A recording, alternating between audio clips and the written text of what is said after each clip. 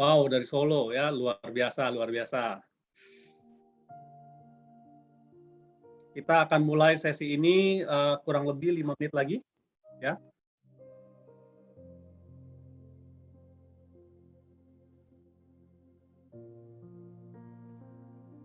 Silakan yang mau salam kenal ya, salam kenal di kolom chat, silakan ditulis dari mana posisinya ya. Silakan.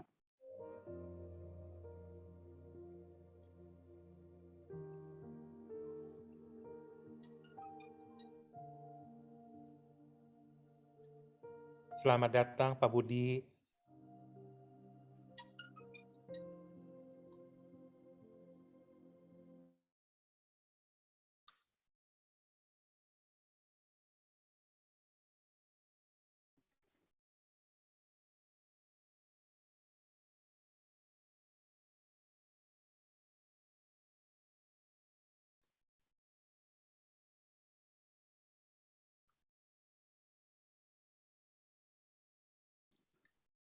Wih, langsung aja Ju besok pagi ya. Teman-teman buat yang besok mau ikutan lari nih diundang oleh Cici Maker ya. Kita bisa lari pagi, jogging-jogging ya. Asal jangan lari jadi kenyataan.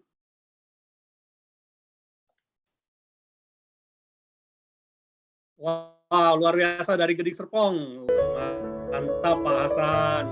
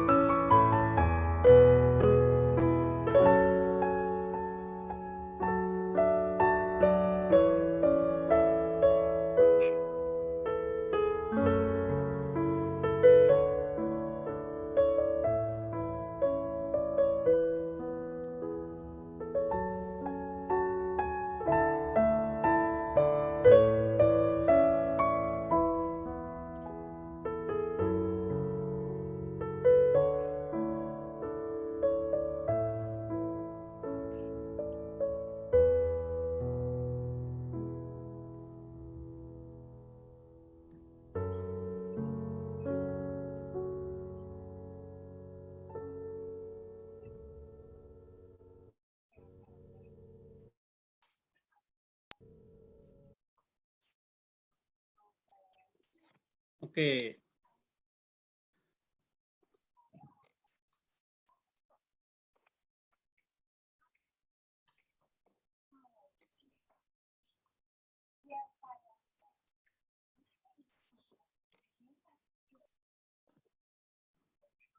Oke, ada Pak Tom dari Denpasar. Gimana kabarnya Pak Tom di Denpasar, Pak? Ya.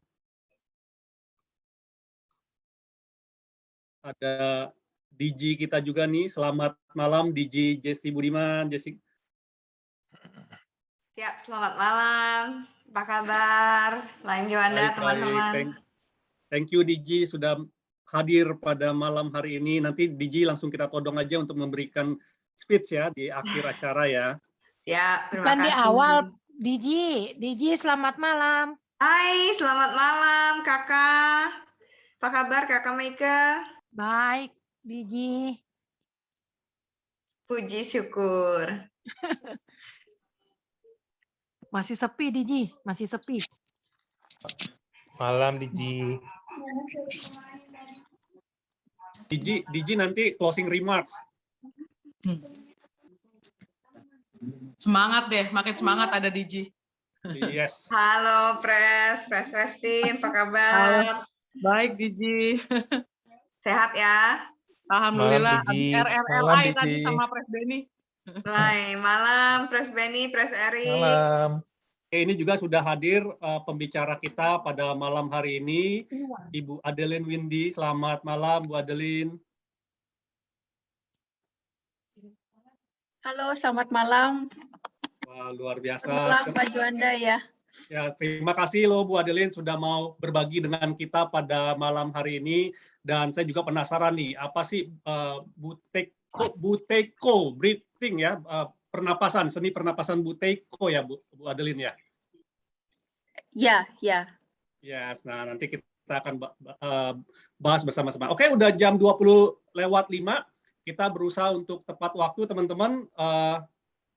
Saya akan buka dulu acaranya ya sebentar. Oke, selamat datang teman-teman di acara Semangat Menang Atas COVID-19 yang diadakan atas kerjasama dari 7 klub yang ada di Lions Club Distrik 307 A1. Ya, perkenalkan nama saya Juanda Rovelim dari Lions Club Jakarta Elysium ya, yang akan menjadi host Anda ya pada malam hari ini, teman-teman ya. Nah, dalam 4 minggu terakhir ya, kami itu dari 7 klub di Lions Club Jakarta di Lions Club Indonesia Distrik 307 A1 ya, yaitu Lions Club Jakarta Kelapa Gading Astri, Lions Club Jakarta Kelapa Gading Jaya, Lions Club Jakarta Gading Cemara, Lions Club Jakarta Cosmo Stellar, Lions Club Jakarta Jaya Pluit Indah, Lions Club Jakarta Zenith Cyber, dan lead host pada malam hari ini itu adalah Lions Club Jakarta Elysium ya. Kami telah melakukan 7 Zoominar ya, 7 kali Zoominar edukasi semangat menang atas COVID-19 ya, di mana rangkaian Zoominar tersebut telah diikuti oleh lebih dari 1.500 peserta. Nah, seperti apa rangkaian acara tersebut dan bagaimana kami di Lions Club ya mengadakannya, kita akan dengarkan dulu sambutan ya dari ketua panitia ya, ketua panitia yang membuat acara ini berjalan dengan luar biasa ya. Mari kita berikan sambutan dengan tepuk tangan, dengan reaction gitu ya kepada Kakak Iwan Prabowo. Silakan Kakak Iwan.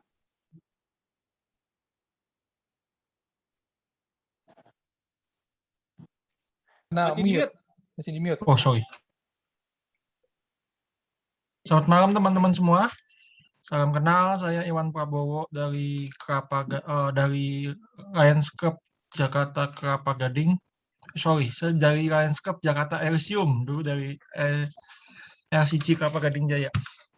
Kami dari Lions Club dengan di tengah pandemi ini berusaha untuk menghadirkan seminar dengan 8 series, di mana kami untuk punya semangat menang atas COVID yang tengah melanda negeri ini. Sehingga dengan kegiatan yang kami lakukan, semoga memberi edukasi ke masyarakat umum bahwa kita semua bisa menang atas COVID dan melawan COVID. Dan malam ini kita panggil Bu Adeline Windy yang tinggal di Ubud, Bali sebagai pembicara kita, karena saya sendiri sebagai salah satu muridnya dari Bu Adeline Windy merasakan banyak manfaat dari latihan yang telah beliau ajarkan, sehingga stamina dan kesehatan saya juga membaik. Semoga acara malam ini berguna untuk teman-teman semua. Terima kasih. Oke, terima kasih Kakak Iwan Prabowo ya.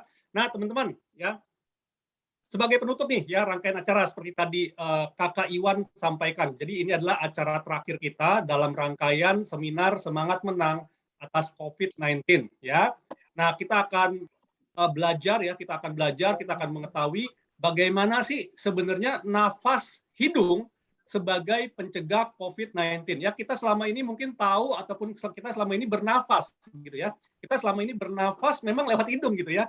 Nah, tetapi apa nih teknik-teknik yang kita nggak tahu? Apakah kita bernafas secara ya udah alamiah aja ya tanpa dengan alam bawah sadar kita, atau secara sadar kita bernafas?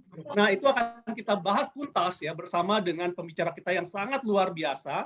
Beliau adalah Buteyko Breathing Instructor ya, dan saat ini tinggal di Ubud, Bali ya. dan telah membantu ribuan orang dalam hal bermeditasi, yoga, dan seni bernafas Buteiko. Ya. Nah, tanpa berlama-lama lagi, ya, mari kita sambut Ibu Adeline Windy. Kasih reaksinya dong teman-teman, kasih tepuk tangannya. Ya, silakan Ibu Adeline. Oke, terima kasih banyak Pak Juanda. Terima kasih juga Pak Iwan atas undangannya. Saya akan langsung saja. Saya Adeline Windy. Memang saya sekarang dikenal lebih sering dikenal sebagai Buteiko Instructor, Buteiko Breathing Instructor. Malam ini kita nggak akan membahas tentang Buteiko Breathing, ya, tapi kita akan bahas satu aspek penting di dalam Buteiko, yaitu nostril breathing atau nafas melalui lubang hidung. Nah, tapi saya akan cerita sedikit alasan atau pengalaman kenapa sampai hari ini saya menitik beratkan kehidupan pada pernafasan. Jadi saya ini kecil punya asma dan alergi, bronkitis juga ada, ya, lahir juga sebelum usia 7 bulan. Nah, lalu apa yang terjadi? Ketika saya beranjak dewasa, jadi SMA lalu kuliah, alergi tersebut yang tadinya dorman itu muncul lagi. Asma saya cukup kronis, ya, jadi setiap hari saya harus pakai obat semprot. Lalu saya juga punya rinitis, alergi rinitis. Lalu juga saya punya sinusitis karena saya bolak-balik ke dokter. Bahkan beberapa tahun, mungkin 2016, 2017 itu saya sempat setiap bulan harus dinebu. Jadi diuap, ya, supaya peradangannya berkurang, terus mukusnya juga berkurang. Nah, saya berkali-kali bertahun-tahun mengkonsumsi obat, dan ternyata obat-obatan, ya kita tahu obat-obatan dikonsumsi dalam jangka waktu yang panjang, efeknya nggak pernah bagus di tubuh kita, ya, terutama obat-obatan alergi, obat-obatan asma. Saya juga adalah mouth breather, jadi saya ini dulu nafasnya lewat mulut. Sekarang saya tahu bahwa saya dulu adalah orang yang bernafas lewat mulut. Karena saya suka lari. Lari, betul-betul lari, bukan lari dari kenyataan hidup, enggak, lari. Saya suka lari long run juga iya, ya. Saya pernah 2 kali ikut full marathon. Saya suka trekking, hiking, dan hal-hal yang sifatnya sports, ya. Saya suka banget olahraga. Sayangnya, waktu saya suka banget dengan olahraga, kondisi tubuh saya bukannya membaik, justru memburuk. Nah, Bapak Ibu mungkin yang teman-teman yang ikut malam ini mungkin pernah merasakan bahwa ketika kita berolahraga, fresh-nya hanya sebentar aja. Gitu. Jadi adrenalinnya naik, endomorfinnya naik. Setelah beberapa jam kita lemes lagi dan kita butuh di-boost lebih tinggi. Nah, di situ biasanya kita cari-cari kesempatan untuk misalnya minum kopi lah atau makan yang manis-manis supaya kita lebih fresh, ya. Tapi ini kan hanya sementara, ini seperti narkotik sebetulnya. Badan kita lemas, badan kita capek, lalu kita boost lagi dari luar. Nah, lalu saya singkat cerita saya memperbaiki pola hidup, ya. Saya memperbanyak olahraga, memperbaiki pola makan. Pola makan saya plant-based, jadi pola makan nabati. Lalu yang terjadi, output atau hasil yang saya peroleh ternyata tidak seimbang dengan usaha yang saya lakukan. Jadi kayaknya setiap hari saya udah olahraga, saya udah meditasi, saya sudah makannya bagus gitu ya. Tapi kenapa saya masih sakit-sakitan? Kenapa saya masih rinitis? Kenapa saya masih sering batuk? Kenapa saya kalau pagi masih meler atau mampet? Kenapa saya masih sering kena asam lambungnya masih sering naik? Nah, ternyata ada satu missing link. Dan sekarang saya tahu missing link-nya apa? Breathing, pernafasan. Pernafasan menjadi fokus bagi kita karena masa-masa pandemi ini. Saya yakin banget kalau nggak ada pandemi, kita tidak akan mau menyentuh masalah pernafasan. Ya, pernafasan ini menjadi anak tiri. Kita pusing mikirin sistem kardiak, sistem jantung. Kita pusing ngurusin asam lambung. Kita pusing ngurusin nervous system kita, otak kita. Kita pusing ngurusin sistem sirkulasi darah di tubuh kita. Tapi kita lupa bahwa di atas itu ada satu hal yang sebetulnya menjadi pompa bagi sistem-sistem yang lainnya. Is bernafas yang tepat. Nah, kita berpikir setiap hari kita nih nafasnya lewat hidung.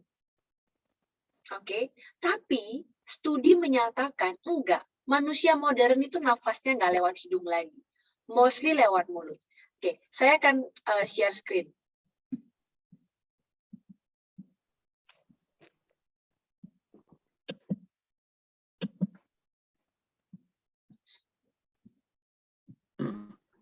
Oke.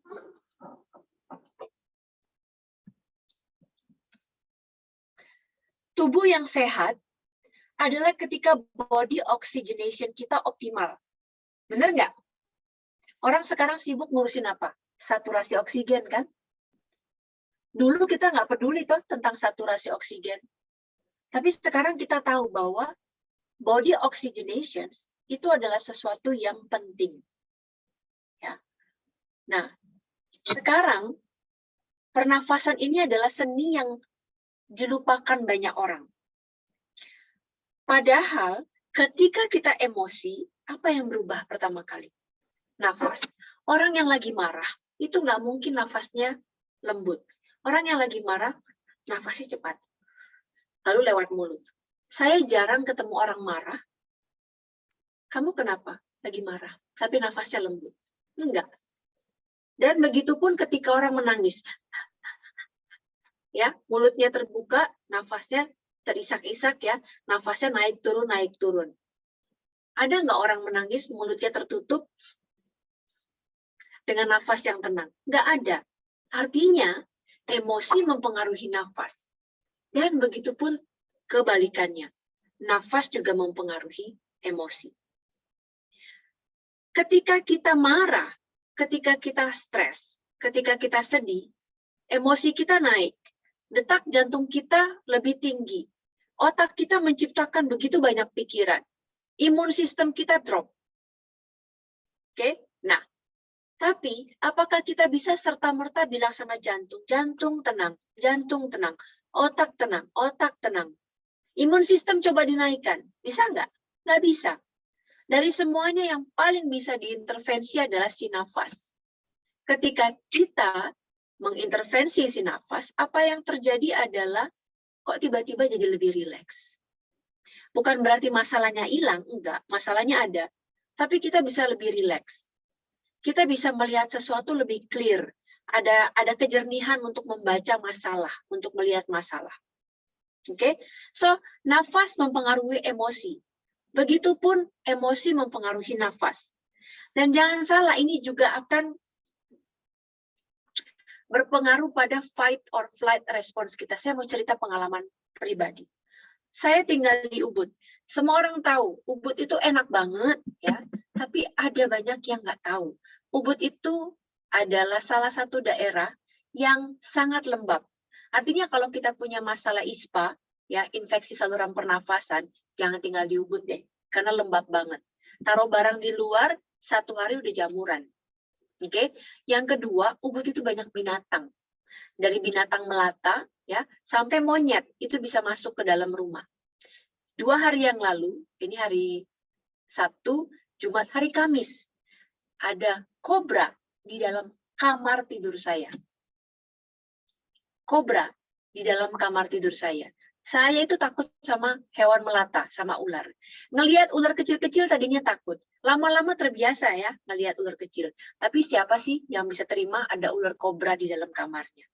Lagi kerja, tiba-tiba kucing saya ngeong, ya. Saya lihat, oh, 1/2 meter dari kaki saya. Itu kobra udah naik kepalanya.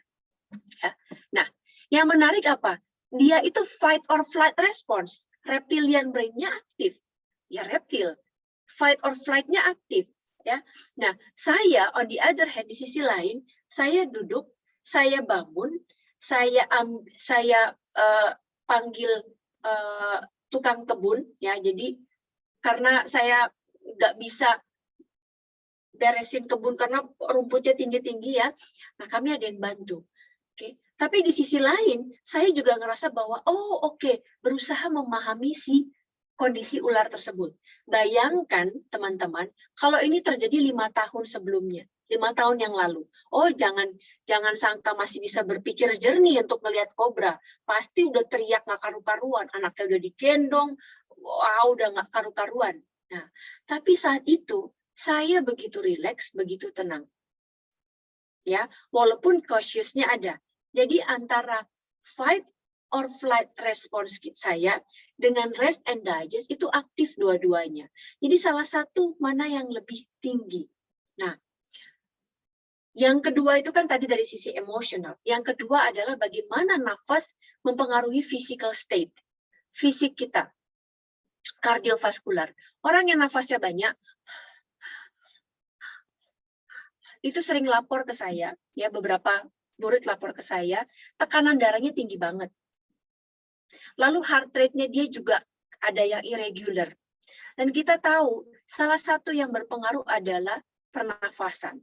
Karena pernafasan yang sehat, pernafasan yang tepat itu akan bikin tekanan darah kita jadi lebih normal dan membuat heart rate kita juga jadi lebih stabil. Ya. Nah, yang kedua digestive system. Nah, teman-teman di sini mungkin sering banget ngerasa kalau lagi stres atau sekarang nih ya pandemi ya, tiba-tiba banyak orang kena GERD, tiba-tiba banyak orang kena cemas dan cemasnya men-trigger GERD atau asam lambungnya berlebihan. Atau hypoacidity, asam lambungnya justru berkurang drastis. Oke? Nah, salah satu yang mempengaruhi tingkat keasaman tubuh kita adalah nafas. Nafas itu punya peran penting dalam mengatur tingkat keasaman tubuh. Tentunya bukan hanya prosesnya, tapi karena ada unsur-unsur kimia yang bekerja di sana. Oke, jadi kalau mau perutnya sehat, nafasnya harus benar. Saya dulu bolak-balik rumah sakit, salah satunya bukan hanya karena alergi, asma, tapi juga karena asam lambung. Ya sudah berkali-kali nggak bisa bangun tidur, ya sampai dipanggil fisioterapi untuk manasi atau menghangatkan tubuh saya. Ya. Jadi sekarang saya sudah bilang saya lepas dari obat-obatan tersebut. Nah yang ketiga endocrine system, hormon. Saya bicara tentang perempuan ya. Biasanya soalnya yang kompleks itu perempuan. Masa-masa PMS, masa-masa fase luteal, itu masa-masa di mana hormon emosinya roller coaster. Terus badannya terasa lebih lemah, terasa kayak jalan sedikit capean, ini sedikit kayaknya nggak enak, serba salah. Makan juga jadi nggak enak, lebih banyak atau justru nggak pengen makan. Ya, dan di satu penelitian ini dituliskan bahwa nafas yang berlebihan itu memiliki kaitan yang erat dengan PMS. Oke, yang keempat adalah imun sistem dan limfatik sistem. Oke, nanti ini akan kita go through satu-satu. Yang kelima, otot dan sendi, otot dan tulang. Yang keenam adalah nerve system yang seperti saya jelaskan di atas. Bahwa ketika kita tenang, nafas kita tenang, maka sistem saraf kita juga akan jauh lebih tenang. Nah, ini kenapa nafas lewat mulut berbahaya. Rahang kita sudah memasuki tahapan evolusi yang luar biasa, jutaan tahun. Ya, makin lama muka kita makin kayak orang Korea, kecil semuanya. Ya, rahang kita kecil, hidung kita juga menyempit. Sehingga kita sering mengalami apa yang disebut sleep apnea, ya, gangguan tidur, terus kita mengalami sinusitis, kita mengalami peradangan di jaringan erektil, kita mengalami perubahan di struktur gigi kita. Karena mulut dan hidung ini sangat berkaitan. Ketika hidung kita, ototnya dan jaringannya jarang dipakai, kita kan nafas lewat mulut jadinya. Nah, coba lihat ya, di dalam gambar, yang atas itu adalah nafas lewat hidung. Rahangnya itu lebih besar.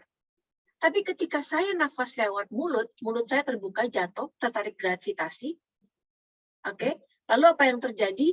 Mata saya turun, lalu rangsang lebih panjang. Wajahnya jadi lebih panjang. Dan yang mengerikan adalah bukan hanya itu saja, tapi struktur dari samping juga berubah.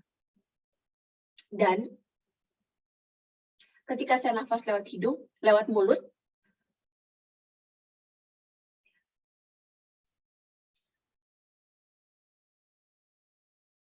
lama-lama muka saya maju ke depan.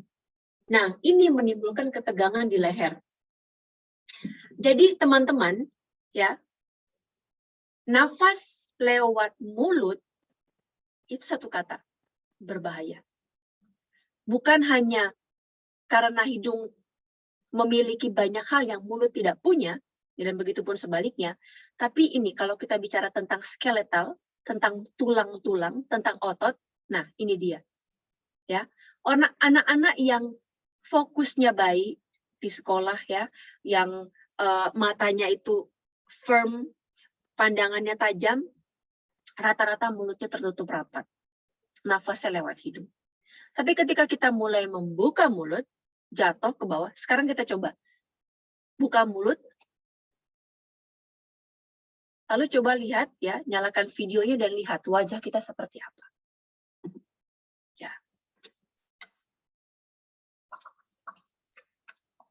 Jangan sebentar, lama-lama, ya, beberapa detik diresapi, coba. Ada perubahan pasti kan? Rahangnya jatuh ke bawah. Dan ini akan mempengaruhi susunan gigi kita. Dan ini akan mempengaruhi banyak hal, fungsi vital di dalam tubuh kita. Oke? Nafas lewat mulut berbahaya juga karena dia bisa mereposisi tulang punggung. Tadi saya sudah cerita ya, bahwa ketika saya nafas lewat mulut, ini maju, otomatis karena gerakan terus-menerus, ada momentum.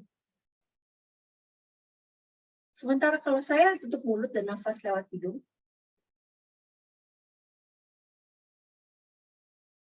itu nggak akan terjadi. Nah, kalau saya begini terus-menerus, akhirnya apa? Ada kontraksi di bagian punggung. Sehingga nggak lama saya merasakan kok punggungnya sakit. Kok sakit pinggang, kok saya tiba-tiba punya skoliosis, kok saya tiba-tiba mengalami nyeri di pinggul, ya. Nah, kenapa? Karena itu tadi, karena kita bernafas lewat mulut. So, Bapak Ibu, teman-teman semua, jangan lagi bernafas lewat mulut. Nah, reposisi tulang akibat bernafas dari mulut ini sudah saya jelaskan tadi ya. Kalau kita nafas lewat hidung, ya kita akan stay seperti ini. Nggak ada tekanan, nggak ada tarikan yang powerful. Tapi sebaliknya ketika nafas lewat mulut, ini akan menggerakkan leher, menggerakkan otot di bagian leher sepanjang punggung, berubah sehingga kita jadi lebih cenderung ke depan, dan ininya jatuh ke bawah. Matanya turun, rahangnya berubah. Ya. Nah, ini yang lagi ngetop. Karena banyak sekali yang WhatsApp dan DM, Mbak Adel, saya habis positif, sesudah karantina, sesudah isoman, saya kena anosmia. Ya, di mana kita nggak bisa mencium. Jadi indera penciumannya itu hilang, gitu, nggak berfungsi dengan optimal. Penyebabnya apa? Adanya peradangan di jaringan erektil di dalam hidung. Oke. Ini dia. Teman-teman mungkin ngelihat hidung itu cuma luarnya aja nih. Semakin kecil, semakin lancip, hidungnya semakin cantik. Enggak ternyata. Hidung kita mengalami evolusi yang tadinya besar, kokoh ya, lama-lama kecil. Semuanya pengen jadi kayak orang Korea tuh yang hidungnya kecil-kecil, cuping hidungnya kecil-kecil. Oke, saya nggak rasis ya, tapi akhirnya saya melihat bahwa kita itu kadang-kadang membela estetik ya, tanpa kita tahu latar belakangnya seperti apa. Nah, ini yang sebelah kiri, ini hidung dari luarnya saja, hanya luarnya saja. Coba kita lihat yang sebelah kanan gambarnya. Rongganya itu besar banget. Inilah rongga hidung yang menjadi garda pertama pertahanan tubuh kita terhadap virus. Garda pertama pertahanan kita terhadap virus. Ya, yang di atas itu adalah frontal sinus. Ini ya, ini cartilage kita, ini nasal cavity atau lubang hidung. Ini bibir. Ya, udara akan masuk ke dalam sini, nasal cavity, lubang hidung. Oke, jadi kalau teman-teman itu sering mengalami ya, atau lehernya sering gatal, sering radang, sering perutnya nggak nyaman, atau sering merasakan asam lambungnya naik, atau tidurnya nggak nyenyak, saya cuma bilang satu, shift. Bernafas dari mulut ke hidung. Nah, ini dia. Ya, ini diperhatikan ya, ini frontal sinus. Jadi titiknya di sini, di daerah sini. Di daerah sini. Kenapa? Ada apa dengan lubang hidung? Ya, pertama, lubang hidung punya mekanisme menyaring udara yang masuk ke dalam tubuh kita. Jadi kalau kita tutup mulut, nafas lewat hidung, bakteri, virus, dan lain-lain, itu akan disaring oleh silia di dalam lubang hidung. Lalu yang kedua, ketika kita bernafas, maka hidung kita ini punya mekanisme juga menghangatkan dan melembabkan. Jadi, kalau saya tarik nafas, buang nafas, ada patogen atau ada virus atau bakteri yang masuk ke dalam lubang hidung saya, dia akan disaring dengan silia, rambut-rambut di dalam lubang hidung, dan juga akan dilembabkan dan juga akan dihangatkan. Nah, kalau dihangatkan, sebagian besar itu akan mati. Jadi nggak sampai masuk ke dalam paru-paru kita. Oke? Nah, berikutnya adalah manusia itu bisa mencium lebih dari 1 miliar bau yang berbeda. Ya. Nah, ketika saya mencium makanan, jadi taste di mulut ini sebetulnya asalnya dari mana sih? Dari hidung. Makanya kalau orang flu, nggak bisa makan enak. Karena di lidahnya nggak terasa. Kok tawar ya? Nggak hambar, nggak ada rasanya. Kenapa? Karena hidungnya terganggu, mampet, atau meler. Kalau hidungnya ini ada swelling atau pembengkakan, atau ada peradangan, maka makan juga nggak enak. Ya, ini namanya proses olfactory. Ya, hidung mampet, makan nggak enak. Nah, hidung juga berperan dalam proses pendengaran. Makanya kita selalu kalau ke dokter itu THT, telinga, hidung, tenggorokan. Ya. Nah, sekarang saya mau bicara tentang mukus atau lendir. Lendir itu bukannya tidak ada gunanya. Dia diciptakan karena ada gunanya. Dia bermanfaat. Manfaatnya adalah gini. Ketika ada benda asing masuk ke dalam tubuh kita melalui lubang hidung, ya, mukus kita tuh akan diproduksi, lalu dia akan keluar, sekaligus mengeluarkan benda asing tersebut. Jadi kalau teman-teman hidungnya meler, jangan, nah gitu, keluarkan aja pelan-pelan, pakai tisu, keluarkan. Nggak usah dinyingsring, nggak usah gitu. Jangan, nanti meradang. Biasa, buang, udah. Kenapa kalau kita tarik, maka benda asing tersebut akan naik ke atas, masuk kembali. Sementara mukus, salah satu fungsinya adalah untuk mengeluarkan benda asing dari hidung kita. Oke? Nah, lalu mukus juga menjaga agar rongga hidung kita tetap lembab. Nah, saya sering banget dengar, saya nggak bisa, Mbak Adel, nafas lewat lubang hidung. Kenapa, saya tanya? Karena hidung saya mampet. Saya bilang, kalau kamu switch dari nafas mulut ke lubang hidung, nggak lama, hidungmu akan jauh lebih lega. Ini yang terjadi. Udara ini kan kering. Udara kering ya. Nah, kalau kita nafas lewat hidung, maka si mukus tersebut akan melembabkan udara yang kering. Lalu udara tersebut masuk ke dalam paru-paru. Tapi kalau kita nafas lewat mulut, oke, udara yang kering, dry air, itu masuk ke dalam mulut. Oke, lalu tubuh kita itu memberikan signal ada udara yang kering nih. Kok udaranya kering ya? Harusnya kan lewat hidung. sehingga dia mengeluarkan mukus yang berlebihan dengan tujuan untuk melembabkan si udara tersebut. Makanya kalau punya alergi, saya tetap menyarankan, atau hidungnya sering meler, ya, saya sarankan untuk nafas lewat lubang hidung. Nah, ini yang menarik lagi. Jaringan erektil di dalam hidung itu adalah jaringan yang mirip, yang sama, meliputi organ reproduksi kita, ya, atau organ seks kita.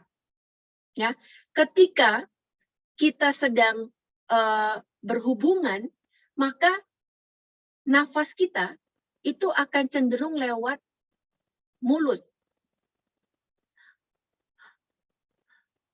Ya, detak jantung kita meningkat. Oke, sehingga jaringan erektil di dalam lubang hidung kita tuh menegang. Nah, bagian-bagian tersebut juga menegang. Bapak Ibu tahu, teman-teman tahu tentang, ini saya bicara ya, ini semuanya orang tua kan di sini, nggak ada anak-anak kan? Nah, tentang Viagra. Viagra itu dia kan fungsinya untuk melebarkan pembuluh. Nah, dia itu mendapat ide dari jaringan erektil di dalam hidung kita, ya. Ketika kita nafas lewat hidung, maka kelenjar parasinus itu akan memproduksi apa yang disebut sebagai nitric oxide. Nah, nitric oxide inilah yang digunakan dalam Viagra. Ya, oke. Saya nggak akan bahas tentang itu. Kita nggak bahas tentang itu soalnya, ya. Tapi saya akan lanjut. Nafas melalui hidung itu membantu menormalkan tekanan darah. Tentu, orang yang nafasnya lewat mulut, biasanya tekanan darahnya nggak stabil, terlampau tinggi atau terlampau rendah. Hormon juga, ini tadi sudah saya indikan. Dan yang terakhir adalah, ini bukan yang terakhir ya, ini masih banyak sebetulnya manfaat, tapi ini yang saya berikan catatannya, nitric oxide. Nih, jangan salah, nitric oxide ini sekarang lagi naik daun. Lagi naik daun banget karena dia 2020 itu pernah ada dokter yang meneliti di Surabaya bagaimana nitric oxide dijadikan terapi bagi pasien COVID. Ya, nitric oxide adalah satu gas yang diproduksi oleh kelenjar parasinus di tubuh kita, di hidung kita, ya, di frontal sinus yang tadi saya kasih panah itu. Oke. Dan fungsinya adalah meningkatkan imun sistem, melebarkan otot pembuluh darah sehingga aliran darah kita itu menjadi lebih kencang, lebih baik, ya. Lalu aliran darah ini kan akan membawa oksigen masuk dan didistribusikan ke dalam sel tubuh kita. Oke, jadi nitric oxide ini adalah gas disebut sebagai vasodilator. Vaso itu vaskular, pembuluh, dilator, dilate, ya, melebarkan. Dia juga meningkatkan endurance tubuh kita. Makanya banyak atlet yang mengkonsumsi herbal atau suplemen yang menstimulasi produksi nitric oxide lebih banyak. Nah, nitric oxide secara alami itu diproduksi di bagian atas hidung kita sini. Nah, saya sering waktu kalau mau pergi ke Jakarta atau mau pulang kembali ke Bali, kan harus tes ya, harus tes PCR. Nah, harus tes swab. Jadi yang saya lakukan adalah saya nafas hidung dan saya humming. Beberapa kali lalu saya tes, hasilnya selalu negatif. Dan ini dicoba oleh banyak banget orang. Dan beberapa minggu lalu ada seorang perempuan, dia WhatsApp saya malam-malam, dia bilang, Adele, please help me. Saturasi oksigen saya turun drastis di bawah 90. Apa yang harus saya lakukan? Saya cuma bilang satu, humming. Tingkatkan nitric oxide di dalam hidungmu. Tutup mulut dan nafaslah lewat lubang hidung. Itu akan membantu menaikkan saturasi oksigen. Ya, oke. Nah, saya sudah cerita tadi tentang bagaimana hidung itu sebagai pintu terdepan untuk menjaga tubuh kita dari masuknya bakteri dan kuman. Nah, sekarang kita akan latihan. Ini dia. Latihan yang pertama adalah, Bapak Ibu ingat ini, teman-teman ingat ini, NLSD. Bernafaslah lewat lubang hidung, bernafaslah lebih ringan, jadi nggak lagi, ya, nggak lagi seperti itu. Nafaslah lebih pelan, karena ketika kita nafas lebih pelan, kita otomatis akan jadi lebih tenang, lebih rileks, dan gunakan diafragma. Keempat-empatnya ini disingkat dengan NLSD. Ya, dan saya masukkan menjadi satu latihan, yaitu nafas 4-6. 4-6. Nah, saya akan mempraktekkan bagaimana caranya. Tetap duduk, posisi punggungnya tegak, ya. Nah, satu tangan letakkan di pusar, satu tangan letakkan di dada bagian kanan atau kiri. Satu tangan di pusar, satu tangan di dada kanan atau dada kiri.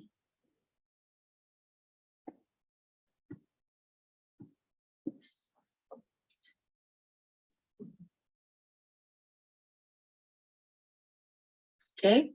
Nah, sekarang kita nafas. Tarik nafas pelan dari lubang hidung, mulutnya ditutup. Buang nafas pelan. Tarik nafas pelan. Buang nafas pelan. Lakukan seperti ini selama 2 menit ke depan. Tarik nafas dan buang nafas pelan.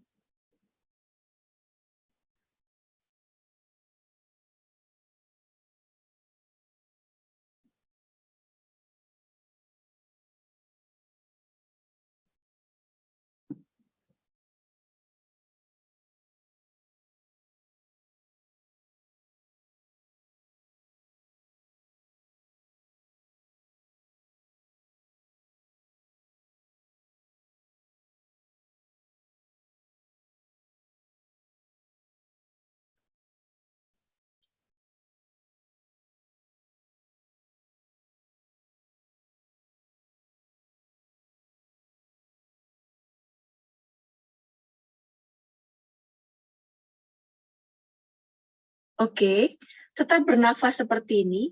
Sekarang, ketika kita menarik nafas, perutnya mengembung. Ketika menarik nafas, perutnya mengembang. Ketika buang nafas, perutnya kempes. Tarik nafas, perutnya mengembang. Buang nafas, kempes. Lagi ya, tarik nafas, perutnya mengembang.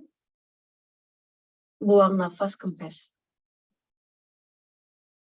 Inhale, exhale. Ya, seperti itu. Lalu sekarang, tarik nafas 4 hitungan. Saya akan menghitung. Ya, tarik nafas 2, 3, 4. Buang nafas 2, 3, 4, 5, 6. Tarik 2, 3, 4.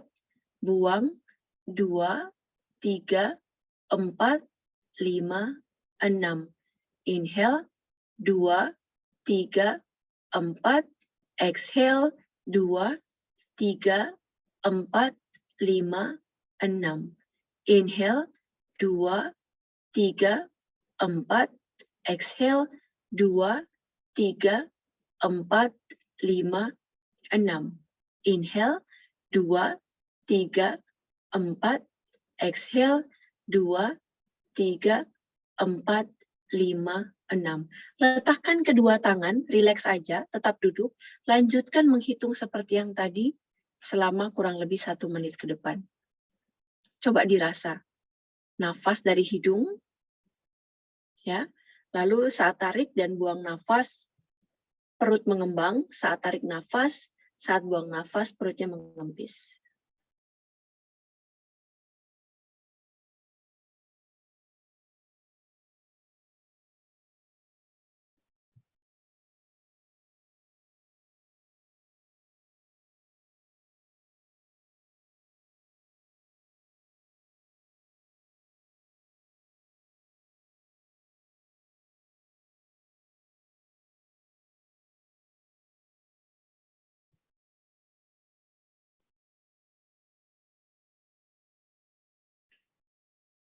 Oke, cukup. Praktek nafas ini sesering mungkin dan jadikan patokan nafas hidung, nafas yang pelan, dan gunakan perut, ya, diafragma, ya, sehari-hari sebagai nafas kita yang baru. Jadi mulai sekarang, ya, begitu teman-teman selesai dari Zoom ini, nafasnya tidak lagi pakai nafas mulut.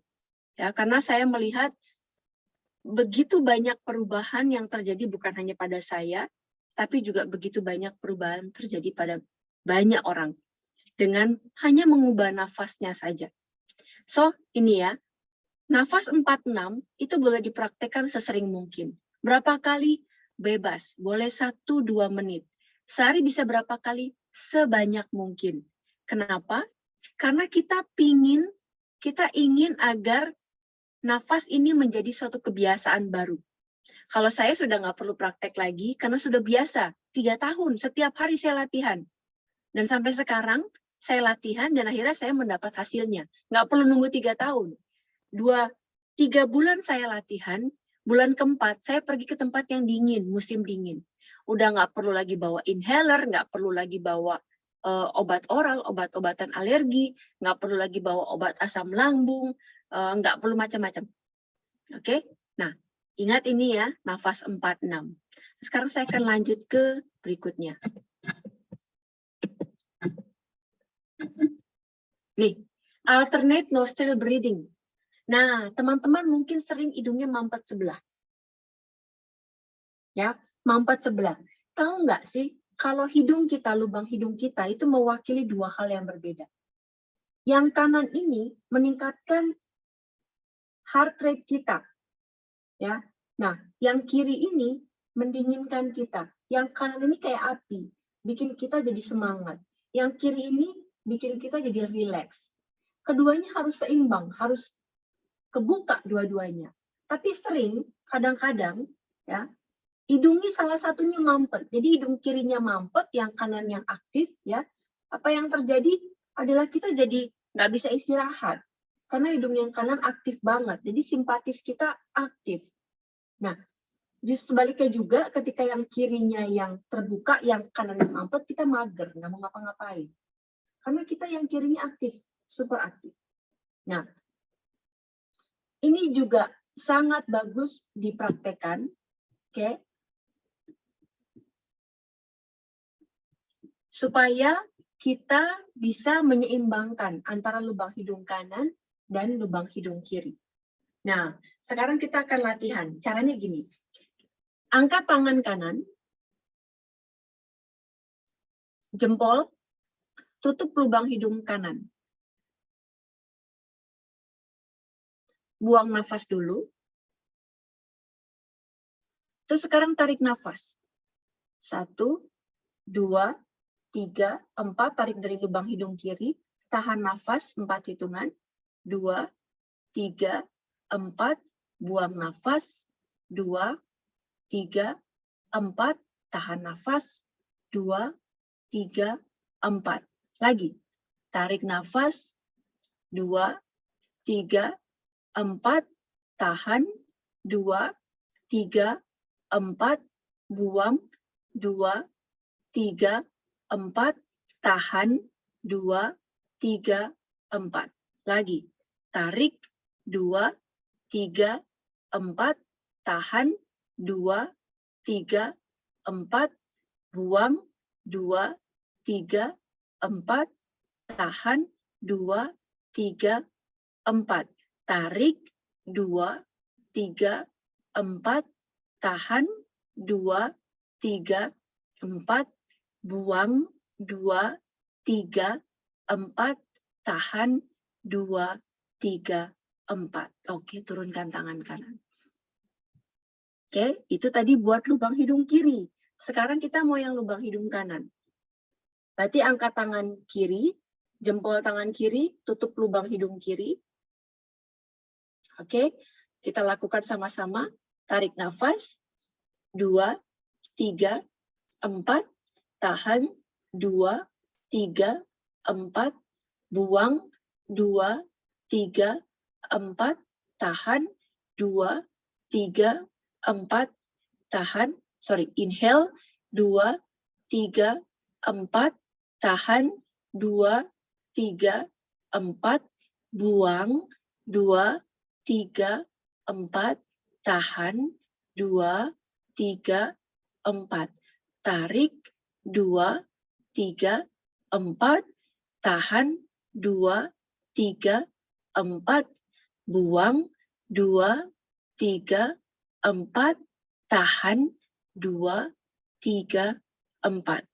Satu lagi, tarik, 2, 3, 4, tahan, 2, 3, 4, buang, 2, 3, 4, tahan, 2, 3, 4. Dan turunkan tangan.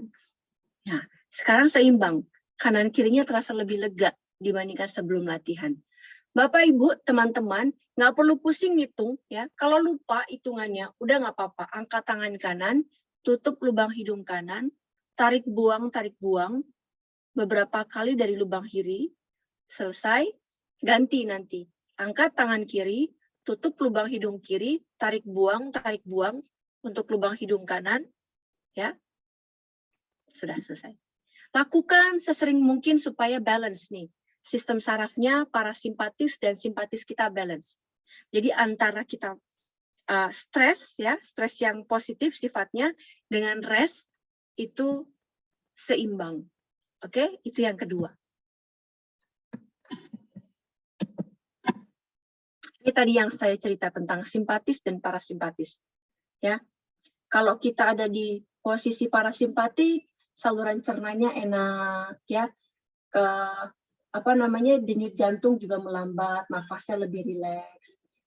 Ludah, ya, air liur lebih banyak. Kenapa air liur itu penting banget? Air liur itu mengandung begitu banyak enzim untuk pencernaan. Oke, nah kebalikannya kalau kita super stres, kita ada di sisi simpatis. Ludahnya berkurang, sehingga makanannya nggak bisa dicerna dengan baik. Oke, pupil mata membesar, nafasnya cepat banget, denyut jantungnya juga cepat. Dan lihat tuh, gula darahnya naik, adrenalinnya naik, kerja pencernaannya naik, dan lain-lain. Ya, nah yang tadi latihan kanan kiri itu menyeimbangkan kedua sistem ini. Nah, ini mungkin yang menurut saya ini salah satu yang tips yang menarik, mengatasi hidung mampet. Nah, semoga ini bermanfaat ya. Nah, sekarang kita akan latihan seperti ini. Kalau hidungnya mampet, misalnya mampet nih saya sekarang. Oke, saya nafas dulu dari hidung beberapa kali.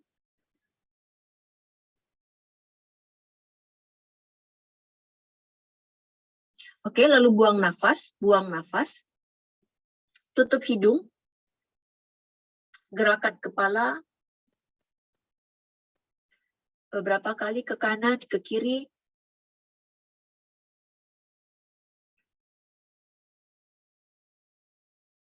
Kalau dirasa udah pingin banget ambil nafas, lepas. Pasti langsung lega hidungnya. Ya. Nah, tadi mengatasi hidung mampet. Jadi kalau hidungnya mampet, buang nafas dulu, exhale dulu.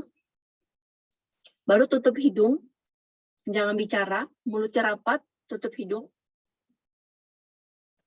Lalu gerakan kepala ke kanan dan ke kiri beberapa kali.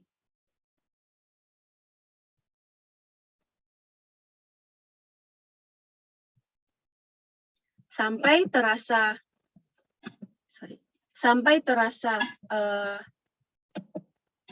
pingin ambil nafas banyak, lepas, tangannya turunkan. Oke, ya, itu tadi tips yang ketiga. Nah, ini nafas diafragma. Tadi sebetulnya di awal kita sudah latihan nafas diafragma yang 4-6. Tapi sekarang saya akan kasih tahu kenapa penting sekali nafas diafragma. Nafas diafragma ini adalah salah satu cara untuk menstimulasi kerja kelenjar limpatik kita atau kelenjar getah bening kita. Kelenjar getah bening ini adalah yang bertanggung jawab terhadap adanya patogen di dalam tubuh kita. Dan dia akan membentuk antibodi. Nah, kelenjar getah bening itu ada di seluruh tubuh kita. Oke, ketika kita bernafas dengan diafragma, tadi tarik nafas, perutnya mengembang, buang nafas, perutnya kempes. Tarik, buang, ya, perutnya bergerak-gerak.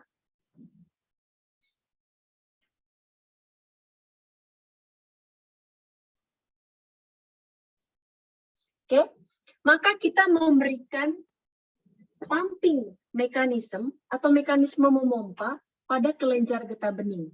Jadi kelenjar getah beningnya jadi lebih optimal kerjanya. Oke, ini nafas diafragma. Sekarang nafas 478 ini digunakan ketika kita nggak bisa istirahat. Misalnya kayak mau tidur tapi sulit tidur, ya. Ingin ngantuk tapi nggak bisa terlelap gitu, nafaslah 478. Tarik 4, tahan 7, buang nafas 8 detik. Kita latihan sama-sama ya. Yuk. Duduk, relax. Ini juga boleh dilakukan sambil berbaring, sambil tiduran. Ya, sambil tiduran. Oke, sekarang tarik nafas 4, 3, 2, 1, tahan 7, 6, 5, 4, 3, 2, 1, buang 8, 7, 6, 5, 4, 3, 2, 1. Silakan lanjutkan sendiri. Tarik nafas 4 hitungan, tahan 7 hitungan, buang nafas 8 hitungan.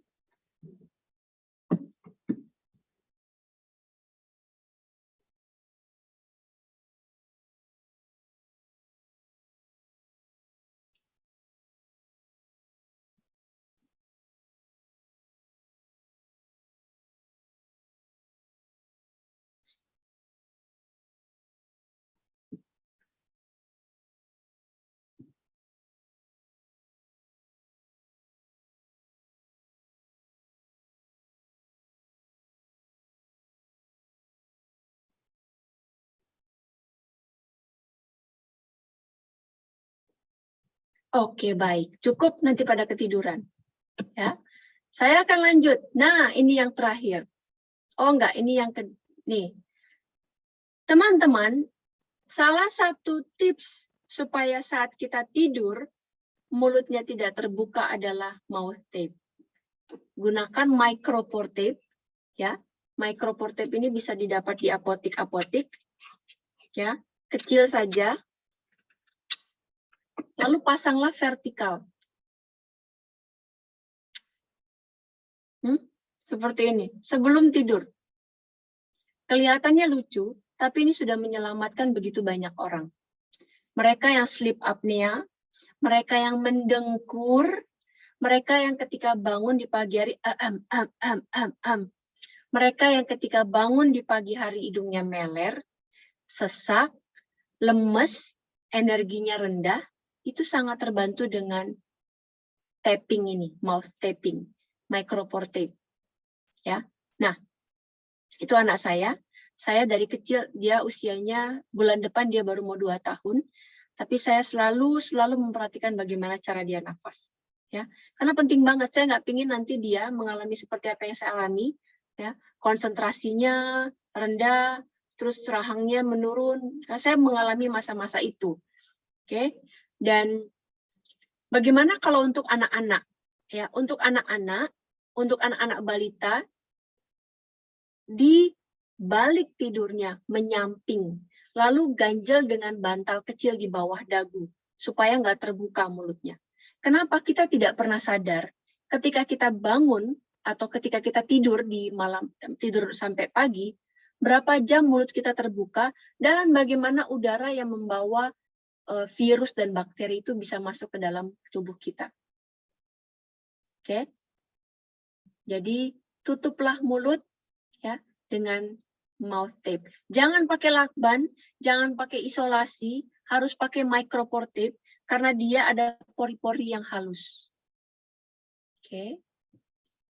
Nah, yang terakhir adalah ini, tidurlah menyamping. Karena dengan tidur menyamping, kita mencegah diafragma kita tertekan, dan kita juga bisa menutup mulut, tidur dengan lebih nyaman. Oke, saya stop share. Begitu, Pak Juanda, apakah ada pertanyaan? Luar biasa ya dari Bu Adeline ya. Ini dapat ilmu-ilmunya banyak banget nih ya pada hari ini ya. Tadi ada sekitar 4 teknik, 4 atau 5 tadi. Ya. Nah, buat teman-teman ya yang mau bertanya, silakan bisa tulis di kolom chat, atau kalau ada yang mau berdiskusi secara langsung ya, bisa raise hand dulu ya. Nanti ketika saya panggil, nanti silakan dibuka mic-nya. Tapi beberapa sudah kita capture nih, ada beberapa pertanyaan Bu Adeline. Sebentar saya bacakan. Mana tadi ya? Sebentar. Nah, ini dari Devi ya. Tadi ada yang suka deham-deham, gitu kali ya. Terus cara perbaikinya bagaimana? Sebenarnya tadi kayaknya udah ya dipakein tip tadi ya. Betul. Oke, ya. Jadi Lion Devi tadi jangan lupa mulutnya di tape. Oke. Nah, terus ada dari Bu Yayi ya. Mbak Adel, ibu saya memiliki sleep apnea. Apakah aman melakukan buteyko breathing saat tidur, menutup mulut? Oke, perlu diketahui bahwa menutup mulut bukanlah teknik buteyko. Ya, kalau ibunya punya sleep apnea, pertama minta dia untuk sehari-hari mengganti pola nafas dari mulut menjadi hidung. Jadi ingetin terus-menerus. Saya sering ingetin ibu saya ya untuk tutup mulutnya saat sehari-hari. Nah, lalu ketika tidur juga gunakan micropore tape. Oke. Siap. Semoga menjawab ya Bu Yayi ya. Nah, ini ada pertanyaan juga dari District Governor kita JC Budiman ya. Bu, kalau untuk preschooler gimana caranya supaya nggak keep snorting ya saat dia merasa mampet? Gimana? Oke, yang harus disembuhkan adalah cara bernafasnya terlebih dulu. Cara bernafas sehari-harinya terlebih dulu. Ya, itu pertama. Yang kedua adalah minta dia untuk melakukan tadi itu.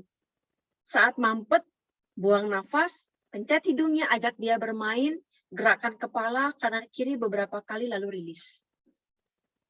Oke, nice ya. Nah, ini ada Pak Yanto tadi sudah raise hand duluan. Silakan Pak Yanto, boleh di open mic-nya. Pak Yanto Nugraha.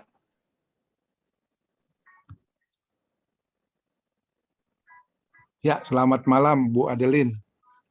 Selamat malam Pak. Ya, terima kasih dan luar biasa. Saya adalah praktisi pernapasan, menggemari olahraga pernapasan. Ini ada satu pertanyaan, Bu. Yaitu, saya mempelajari juga pernapasan ala Wim Hof. Oke. Nah, Wim Hof ini justru diajarin oleh Tung Desem Waringin waktu kena COVID. Dia katanya pakai metode Wim Hof, sembuh. Wim Hof itu, buat yang belum mengerti teman-teman, itu narik napas lewat hidung, ngeluarinnya lewat mulut. Betul, Nah, dia hyperventilation. Betul. Nah itu, tapi justru begini Bu, ini saya karena memang serius, saya selama menjalankannya 2 bulan penuh, setiap hari, sehari 2 kali.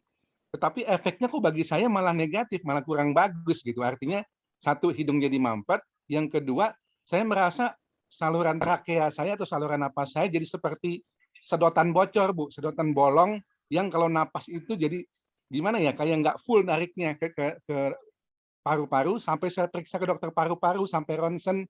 Nah, pertanyaan saya adalah, apakah menurut Ibu metode pernapasan Wim Hof dengan menarik napas lewat hidung dan membuang lewat mulut itu salah?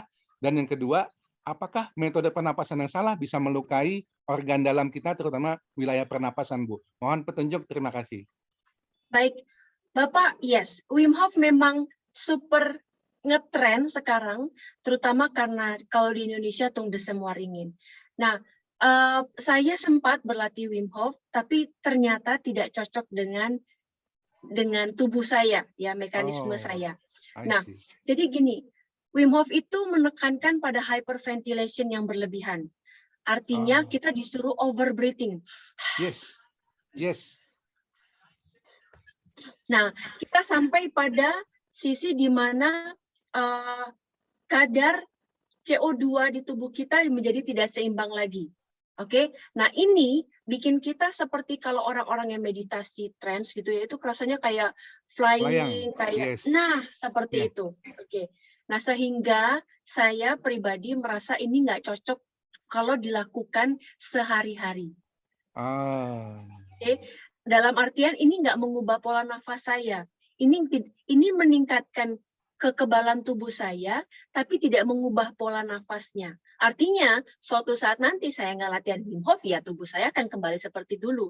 Kalau saya tidak mengembalikan pola nafas saya ke yang alami, ke natural. Karena naturalnya kita kan sudah lewat hidung. Oke. Gitu. Nah, itu yang pertama. Yang kedua, pertanyaan Bapak, bisa nggak melukai? Bisa, Pak. Apalagi ketika kita bernafas begitu banyak, ya, dan kita tidak tahu di dalam udara itu ada patogen yang ikut serta. Dan otomatis orang-orang yang seperti ini biasanya mengalami swelling, pembekakan. Apakah itu di saluran tenggorokan atau di hidung? Ya, seperti itu, Pak. Baik, terima Oke, kasih, Bu. Ada pertanyaan lagi, Bu Adeline, dari Pak Andi. Tidurnya itu tadi yang menyamping ke kiri atau ke kanan, Bu? Oke, kalau punya masalah lambung, menyampinglah ke kiri. Kalau punya masalah lambung, menyamping ke kiri. Kalau baik-baik aja, lambungnya menyampinglah ke kanan. Karena ketika kita menyamping ke kiri, maka bagian bawah lambung kita tuh jadi rileks, lebih rileks. Tapi sebaliknya ketika kita ke kanan, kita memberikan tekanan. Jadi kalau perut tidak punya masalah pencernaan, ke kiri. Ya, kalau punya masalah pencernaan, ke kiri. Kalau nggak punya masalah pencernaan, ke kanan. Oke, siap. Thank you, Bu Adeline. Nah, ini ada, ini udah di spotlight dari IPP Indra ya. Silakan IPP Indra. Oke, thank you Bu Adeline atas sharingnya hari ini, luar biasa banget. Tadi pada saat saya mencoba yang pernafasan kanan kiri, itu yang salah satu hidung itu mampet, jadi artinya tersumbat gitu. Jadi pada saat mau narik itu susah banget untuk ditarik, terus kemudian pada saat exhale bisa lewat tapi ya tersumbat gitu ya. Itu bagaimana cara memperbaikinya? Yang pertama, yang kedua adalah saya mau tanya adalah untuk kadang-kadang saya suka berdehem kayak tadi gitu ya. Jadi yang gitu. Dan itu lumayan sering. Sekarang sih udah agak mendingan, tapi kadang-kadang masih muncul juga. Itu apakah bisa diatasi dengan tempel micropore tadi atau gimana? Thank you, Bu Adeline. Yes, terima kasih Pak Indra atas pertanyaannya. Nah, saya akan jawab yang pertama. Oke. Lubang hidung kanan kiri kita ini memiliki fungsi yang berbeda. Oke. Nah, jadi gini, kalau misalnya salah satu mampet, bernafaslah seperti tadi, ya, kanan kiri, tapi jangan ngambil nafas banyak. Jadi nggak gini. Ya, coba Pak Indra, ya, tekan salah satu yang tidak mampet, yang nggak mampet, oke. Lalu tarik nafasnya sedikit, ringan saja. Lalu buang. Tarik nafas sedikit. Lalu buang. Lagi beberapa kali. Tarik nafasnya jangan gitu ya, jangan di-push, tarik nafas ringan, lalu buang. Tarik nafas ringan, lalu buang. Lakukan mungkin 5-6 kali tarik dan buang. Nah, gimana sekarang? Kalau cuma singkat-singkat sih nggak ada masalah sih, masih bisa lewat sih. Tapi entah kenapa kayaknya kalau semakin lama itu jadi kayak ada katup gitu ya. Jadi maksudnya di awal itu ya nggak lancar banget, tapi maksudnya masih bisa lewat udaranya. Tapi makin lama itu kayaknya sumbatannya makin kencang gitu. Jadi kalau nariknya panjang itu susah gitu. Betul. Saya tidak menyarankan orang untuk tarik nafas panjang. Saya nggak sarankan orang untuk ngambil nafas. Enggak. Kenapa? Karena itu adalah stress breath. Oke. Ketika kita menarik nafas light, ringan,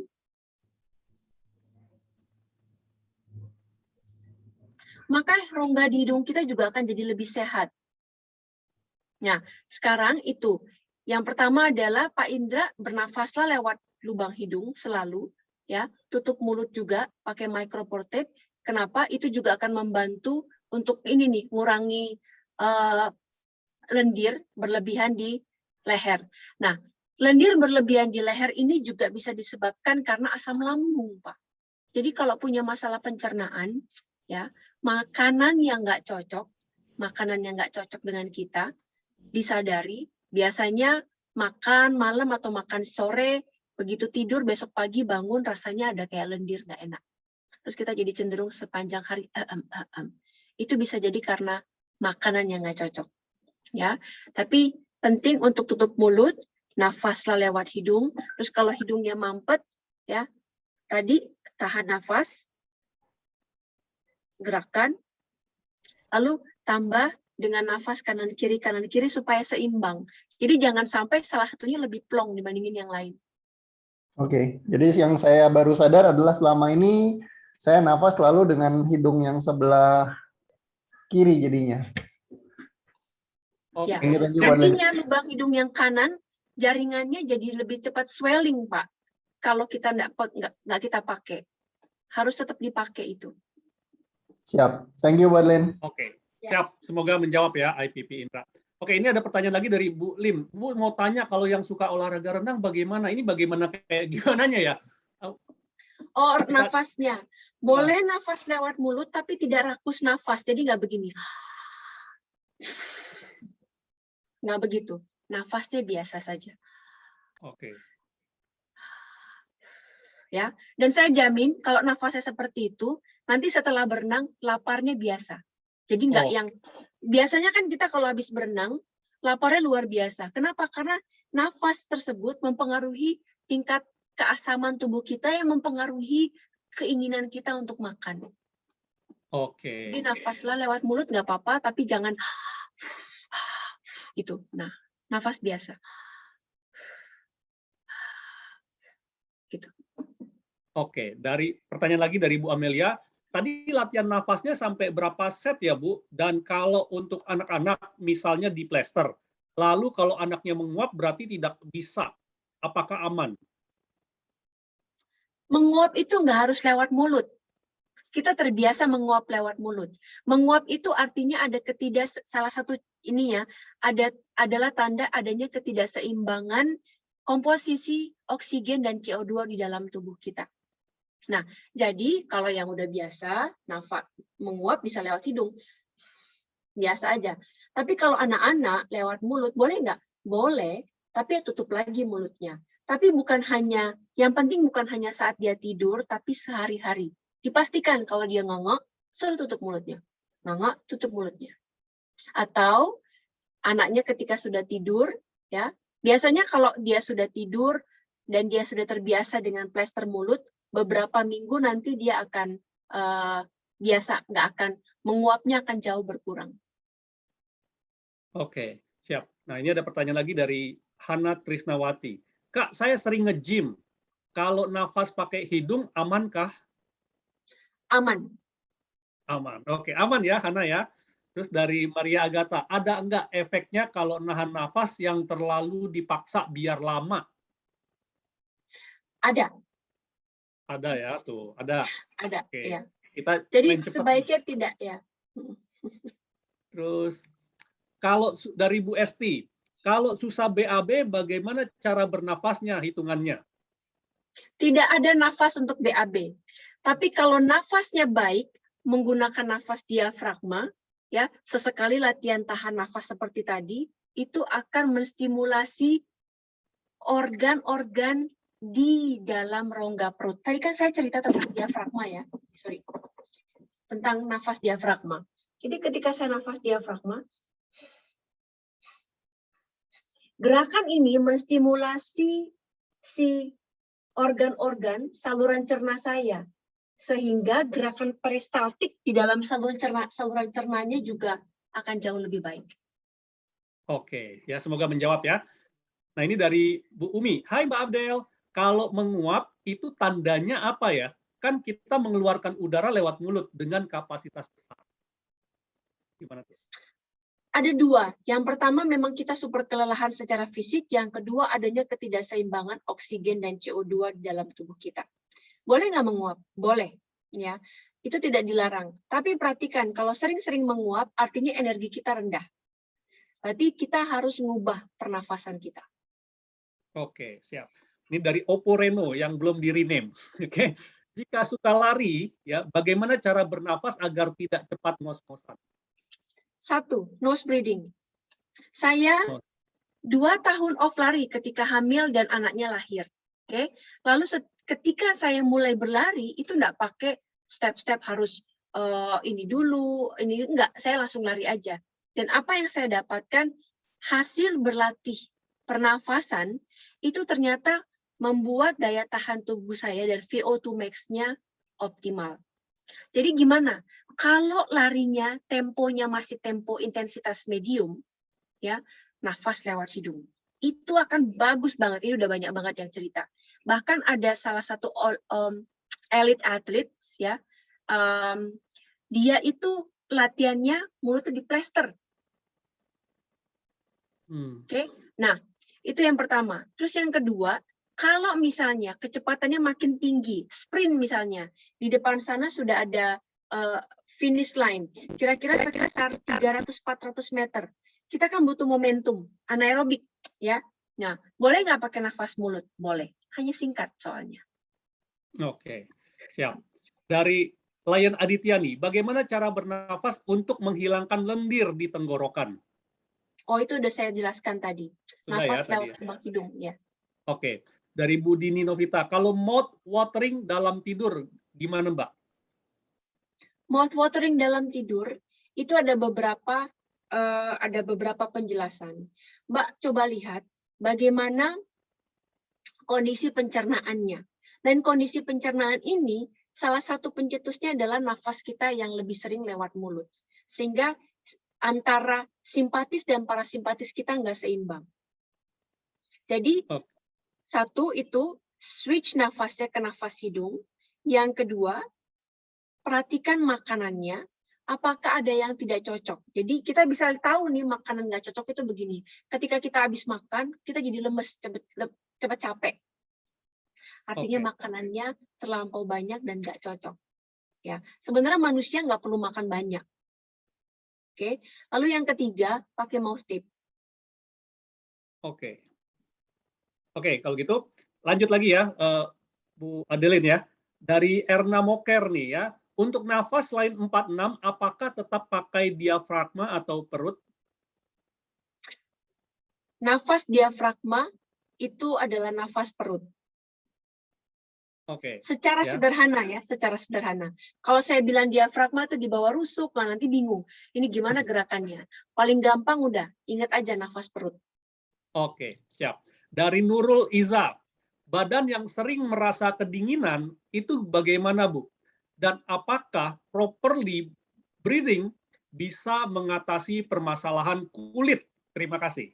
Gimana? Bisa. Permasalahan kulit ini salah satunya pencetusnya adalah hormon yang tidak seimbang, ya. Nah, ini bisa karena pernafasan sangat terkait dengan karbon dioksida. Karbon itu adalah chief hormon. Jadi dia adalah salah satu pengatur gimana kerja hormon di tubuh kita. Itu yang pertama. Terus lalu yang kedua, dia tadi bertanya tentang yang pertama tadi pertanyaannya apa? Bentar, saya lihat lagi. Badan sering merasa kedinginan. Oke.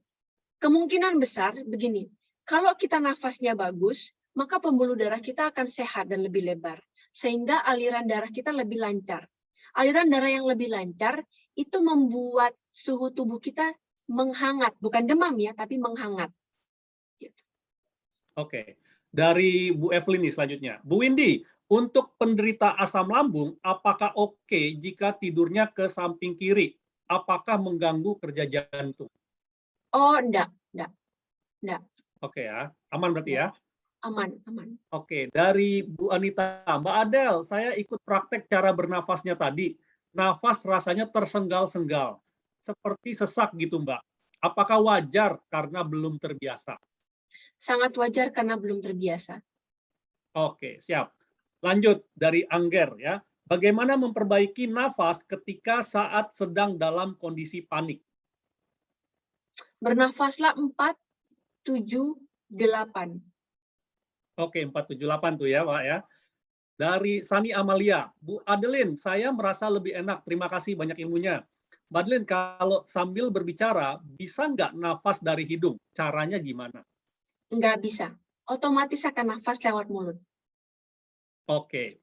Dari Galaxy Tab yang belum di-rename juga ya. Malam Mbak Adel, kalau untuk anak yang pilek bagaimana cara bernafasnya? Terima kasih. Kalau anak yang pilek, satu, pastikan dia nutup mulutnya. Yang kedua, pilek ini bisa dicetus oleh makanan yang nggak cocok. Terlalu tinggi gula.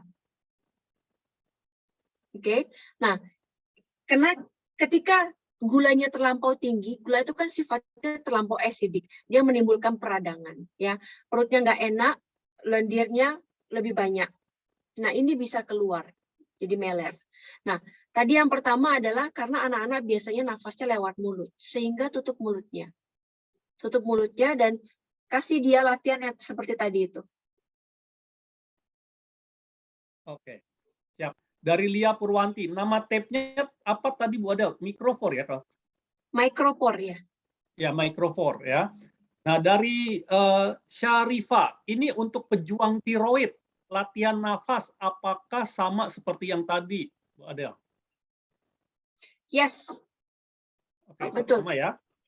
Oke. Dari Fani Susanti, kalau saat tidur mulutnya di tape, lalu hidung tiba-tiba mampet, bagaimana Bu? Tetap dipaksakan pakai tape? Kalau mulutnya di tape, nafas kita lewat hidung, chance kita untuk mampet justru kecil banget. Oke. Dari Preswestin nih, Ibu Adeline, bila kita sering cuci hidung dengan NaCl, itu bagus tidak? Mengingat masa pandemi ini, saya pernah terpapar COVID, saat saya isoman, saya disarankan sering-sering cuci hidung. Gimana?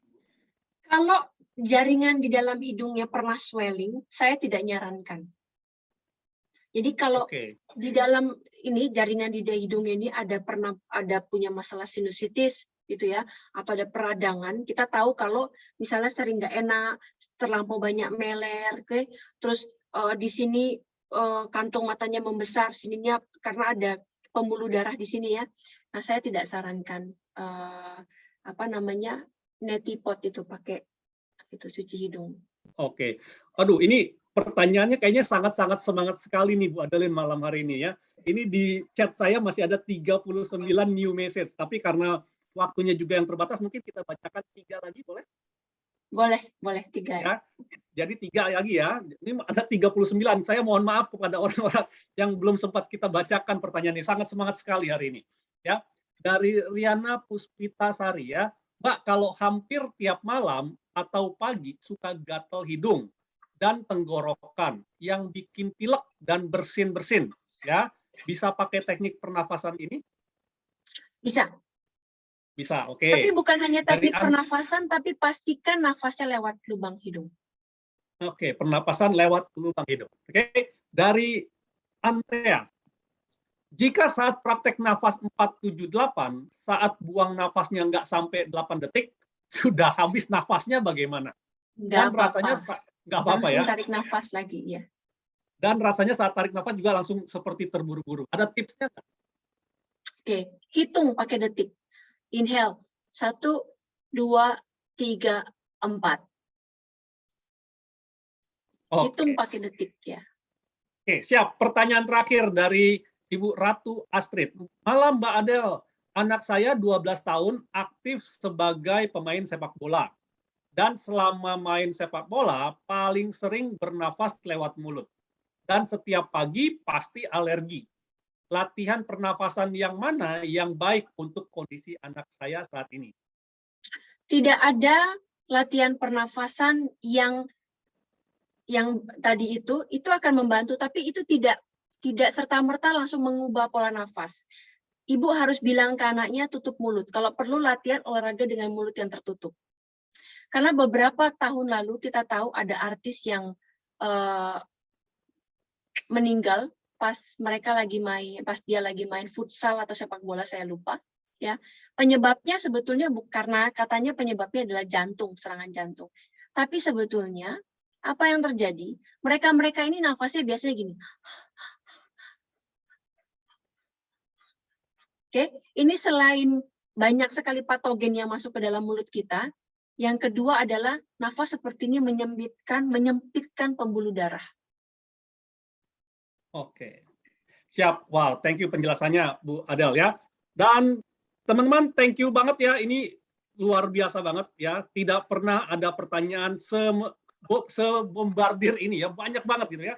Banyak banget, dan Bu Adel juga menjawabnya dengan sangat lugas ya. Langsung sikat, langsung selesai, to the point seperti itu. Dan sebagai rasa apresiasi kami dari Lions Club ya, kami ada sedikit kenang-kenangan untuk Bu Adeline ya, yang akan diserahkan oleh Presiden dari Lions Club Jakarta Elysium, yaitu adalah Pres Benny. Mungkin Pres Benny bisa di spotlight. Pres Benny-nya mungkin panitia bisa di spotlight, Pres Benny. Di manakah Pres Benny? Oke, halo. Silakan Pres. Ya, mana kok hilang? Sudah. Oke. Ya, terima kasih untuk Mbak Adeline Windy untuk acara hari ini. Semoga materinya bermanfaat dan sangat banyak pertanyaan dan banyak yang praktek juga ya. Semoga ini persembahan dari kami dari Lions Club Elysium untuk Mbak Adeline Windy. Oke. Oke. Ya. Terima kasih banyak Pak Benny. Sebentar teman-teman, aduh, di foto dulu tuh tadi ya. Udah di foto ya? Udah dapat fotonya? Di share screen terus di foto, teman-teman mohon jangan ngechat dulu supaya fotonya bagus gitu. Boleh di screen share lagi, Pres Benny. Teman-teman jangan di stop dulu chatnya ya, biar kita dapat gambar foto sertifikatnya juga lagi bagus seperti itu. Boleh di share lagi? Oke. Silakan panitia di screenshot. Sudah? Sudah ya? Oke. Terima kasih Pres Benny ya, dan terima kasih sekali lagi saya ucapkan kepada Ibu Adeline Windy ya atas sharing-sharingnya pada malam hari ini. Dan teman-teman ya, sebagai penutup juga acara kita pada malam hari ini ya, kita juga ingin mendengarkan sebuah closing statement atau closing remarks dari District Governor ya Lions Club Indonesia Distrik 307A1 ya. Beliau adalah DG kita, DG Jessica Budiman. Silakan.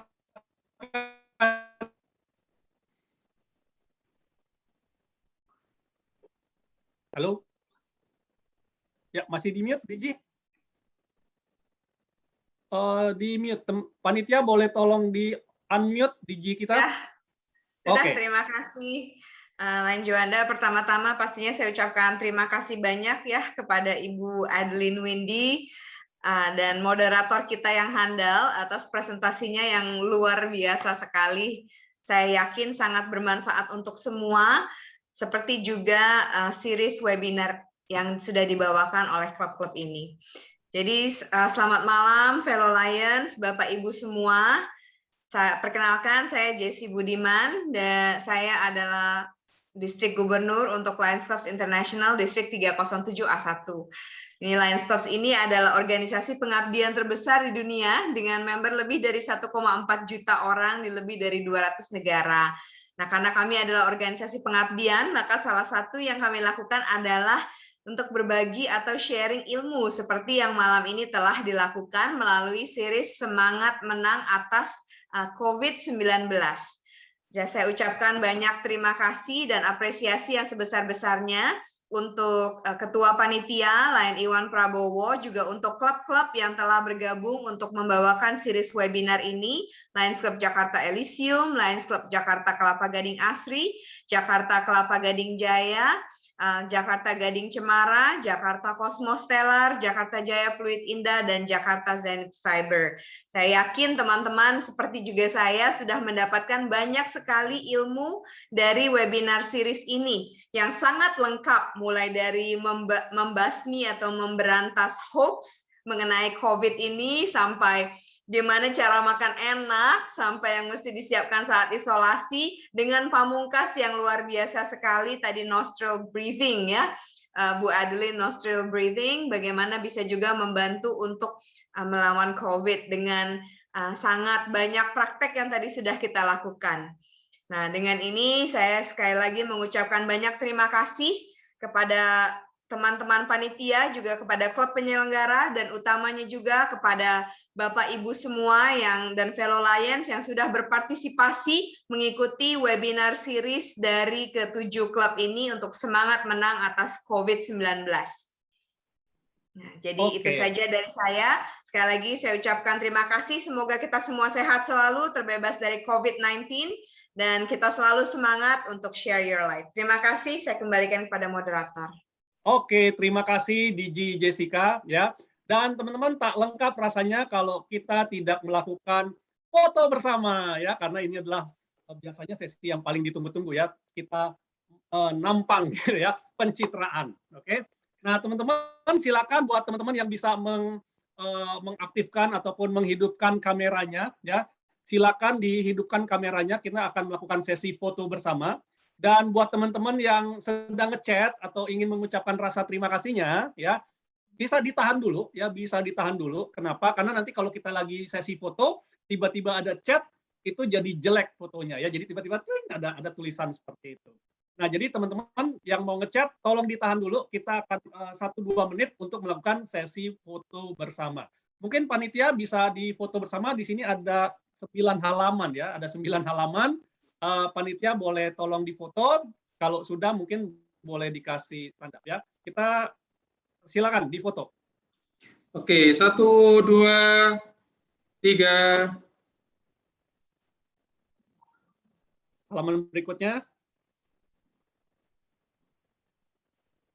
Bentar. Oke, 1, 2, 3.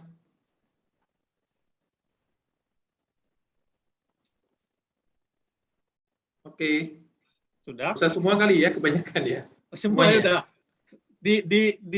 Diwakilkan saja oleh 3 halaman terdepan ya. Oke, halaman ketiga.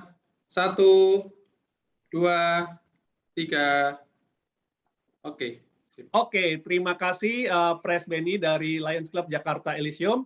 Dan dengan berakhirnya sesi foto bersama tadi teman-teman, maka berakhirnya juga sesi sharing kita pada malam hari ini. Dan ini adalah sesi juga terakhir bagi series webinar Semangat Menang Atas COVID-19 yang diadakan oleh Lions Club Indonesia ya, Lions Club Indonesia Distrik 307A1 ya, dengan lead klubnya ada 7 klub yang membawakan acara pada seminar ini. Buat teman-teman yang mau mendapatkan rekamannya ya, yang buat mendapatkan rekaman dari 7 seminar kita terakhir, bisa langsung saja subscribe di channelnya Lions Club Jakarta Elysium ya, LCJ Elysium ya. Nah, nanti di situ rekaman-rekaman dari 7 webinar kita teman-teman bisa akses. Dan sekali lagi saya ucapkan terima kasih dan saya Juanda Rovelim undur diri dari webinar ya. Sampai ketemu lagi di acara-acara kita selanjutnya. Dan pesan sponsor ya, pesan sponsor bagi teman-teman yang tertarik untuk mengikuti ya klub pengabdian terbesar di dunia saat ini ya, bisa mengikuti Lions Club Indonesia ya, dengan menghubungi teman-teman ataupun kenalan-kenalan Anda yang memang ada di dalam Lions Club untuk gimana sih caranya untuk bergabung di Lions Club seperti itu. Oke, terima kasih sekali lagi dan sampai ketemu. Bye-bye.